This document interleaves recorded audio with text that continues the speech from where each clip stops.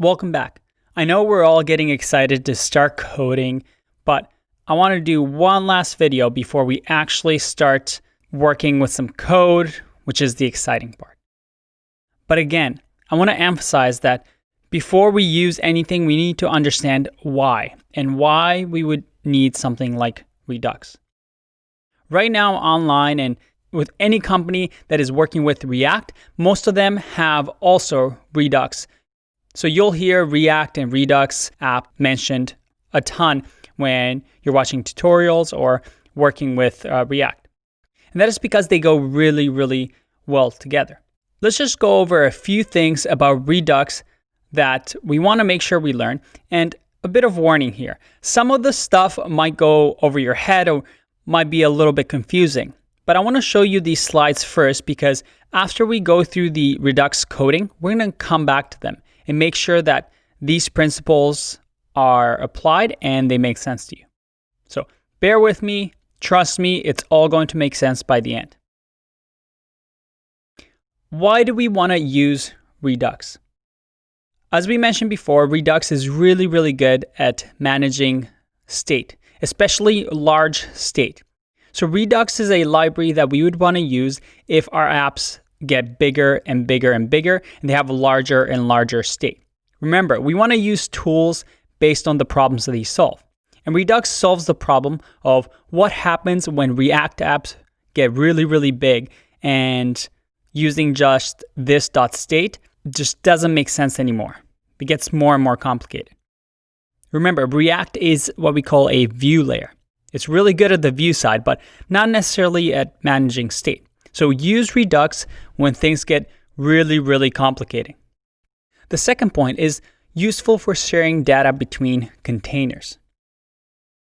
And this is another thing with when projects become large. When they need to start sharing state between containers. With React, this is actually a little bit difficult, and you have to move the state up one layer so that you have a parent that can share state between the two. But with Redux, this becomes really, really easy, as we're going to demonstrate in our coding section. And finally, Redux has predictable state management using the 3 principles. Now, what are the 3 principles? These 3 principles in Redux are going to really, really make sense at the end, but I want to still introduce them to you so that we're aware of them. The first one is the idea of single source of truth. And this is a fancy way of saying that we have one single big object that describes the entire state of the app. Remember this? We had one massive state object that describes everything within our app. So we have our single source of truth. Because React reacts based on whatever the state is, we can just have one big object that describes how the app should look, and React will take care of it. The second principle is the idea that state is read-only. And this encourages something called immutability, which is not modifying the object. And it prevents unexpected errors this way. So the state object that we will create with Redux will actually never get modified. And instead, we would create a new state after each action is taken by the user. And then finally, the third principle is the idea that changes are made only using pure functions. Something that we've talked about in my previous course. The idea that a pure function is something that receives an input and always returns an output that is predictable. If we enter the same input 1,000 times, we expect that function to have the same output 1,000 times. Using these principles, Redux has some new words that we're going to introduce in our vocabulary. And we're going to be comfortable with them by the end of this section. The first one is action. An action is something that a user does, such as clicking on a button or a drop-down menu. And what happens in Redux is as soon as a user clicks on something, a button, and creates an action, it goes through something called a reducer. And a reducer is simply a function. a pure function that receives an input, which is the action, so the user just clicked on a button, and creates an output. And this output is the state, or the store, as we call it in Redux, which is the entire state of the app. So as it goes through the function, the store gets updated, and React, because it notices this state change, makes changes to the view layer. Again, these are words that we're going to encounter as we start coding along. Now, why do this? I mean, can we just have an action, and then an action happens, and then we just make changes? I mean, that's how something like jQuery used to work. And yeah, it looks more complicated, doesn't it, adding all these steps beforehand? But as you can see above, if you have tons of actions happening, which with modern apps that are very interactive, this happens a lot, where the user scroll action and then it clicks a button and then highlights something and so on and so forth. You see that the more and more actions we have, the more changes we have to make. And those changes might trigger other actions, which trigger other changes, and so on and so forth. And it can get pretty complicated, as you can see in this diagram.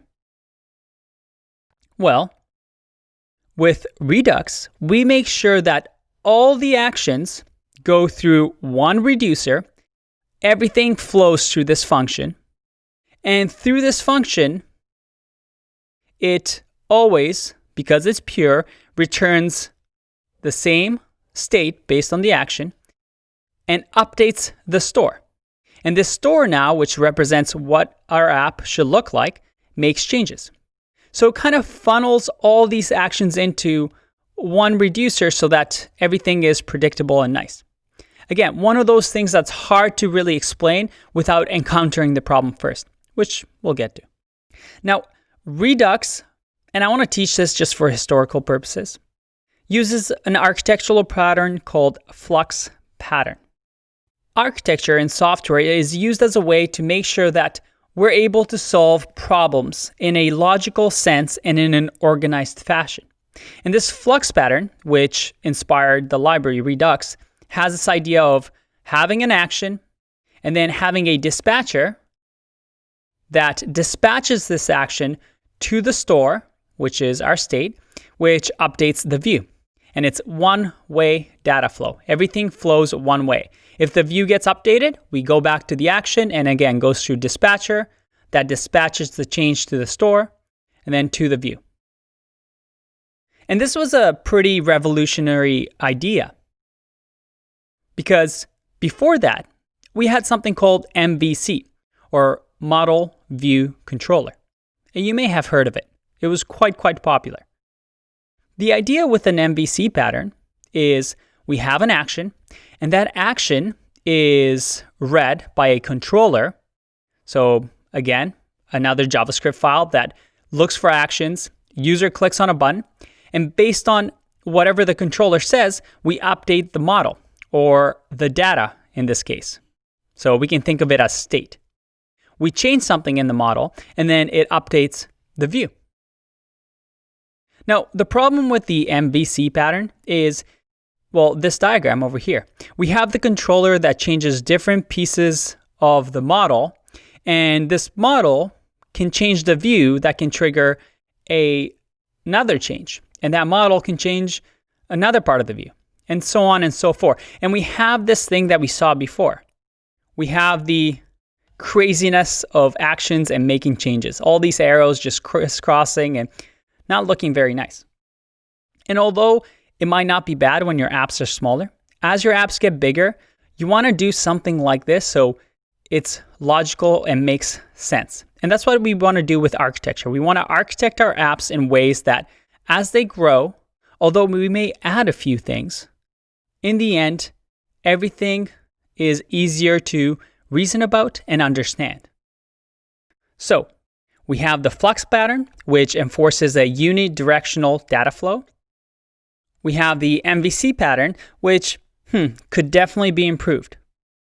If you get anything out of this video, The one thing I want you to understand is the idea that Redux, at the end of the day, is pretty much the same as this.state in React. With Redux, we can replace this.state and theoretically remove all of this.state from React and have it all happen inside of this Redux library, which again, we're going to do. But one caveat.